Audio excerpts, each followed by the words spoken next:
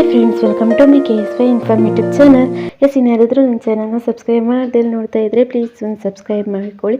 ನೀವು ಯಾವತ್ತಾದರೂ ಮನೆಯಲ್ಲಿ ಮೊಸರು ವಡೆ ಟ್ರೈ ಮಾಡಿದ್ದೀರಾ? ಎಷ್ಟೊಂದು ಟೇಸ್ಟಿಯಾಗಿರುತ್ತೆ. ತಿನ್ನಬೇಕು ಅನಿಸಿದಾಗ ಮನೆಯಲ್ಲೇ ರೆಡಿ ಮಾಡಿಕೊಂಡ್ರೆ ಆಯಿತು. ನಾವು ಇದಕ್ಕೇನೂ ಇಲ್ಲ, 1.5 ಕಪ್ ಆಗುವಷ್ಟು ನೆನೆಸಿರುವಂತಹ ಉದ್ದಿನ ಬೇಳೆನ ತಗೋಬೇಕು. ಒಂದು 6 ಗಂಟೆನಾದರೂ ನೆನೆಸಿರಬೇಕು. ಅದನ್ನು ನುಣ್ಣಗೆ ರುಬ್ಕೋಬೇಕು. ಜಾಸ್ತಿ ನೀರೇನು ಬೇಡ, ದಪ್ಪಗೆ ರುಬ್ಕೊಂಡು ಒಂದು ಪಾತ್ರೆಗೆ ಹಾಕ್ಕೊಂಡು ಅದಕ್ಕೆ ರುಚಿಗೆ ಎಷ್ಟು ಬೇಕಾಗುತ್ತೆ ಉಪ್ಪು, ಹಾಗೆ ಒಂದು ಅರ್ಧ ಟೀ ಸ್ಪೂನ್ ಆಗುವಷ್ಟು ಅಡುಗೆ ಸೋಡಾನ ಹಾಕಿ ಚೆನ್ನಾಗಿ ಮಿಕ್ಸ್ ಮಾಡ್ಕೋಬೇಕು. ಚೆನ್ನಾಗಿ ಮಿಕ್ಸ್ ಮಾಡಿಕೊಂಡು ಒಂದು ಅರ್ಧ ಗಂಟೆ ಎತ್ತಿಟ್ಕೊಂಡ್ಮೇಲೆ ಇವಾಗ ಒಂದು ಬಾಳೆ ಎಲೆ ತಗೊಂಡು ಅದಕ್ಕೆ ಈ ಥರ ಉಂಡೆ ತೆಕ್ಕೊಂಡು ನಡುವೆ ಒಂದು ತೂತು ಮಾಡಿ ಎಣ್ಣೆಯಲ್ಲಿ ಕರೆದ್ರೆ ಆಯಿತು, ವಡೆ ರೆಡಿನೇ ಆಗೋಗುತ್ತೆ.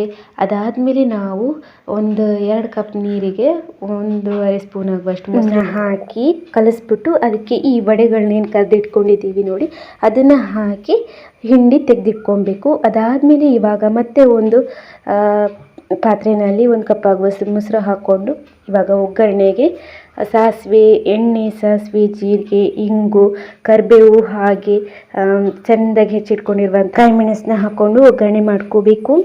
ಅದನ್ನು ಮೊಸರಿಗೆ ಹಾಕ್ಕೊಂಡು ಅದಕ್ಕೆ ಒಂದು ಅರ್ಧ ಟೀ ಸ್ಪೂನ್ ಆಗುವಷ್ಟು ಗರಂ ಮಸಾಲ ಹಾಗೆ ರುಚಿಗೆ ಬೇಕಾದಷ್ಟು ಉಪ್ಪನ್ನ ಹಾಕಿ ಕಲಿಸ್ಬೇಕು.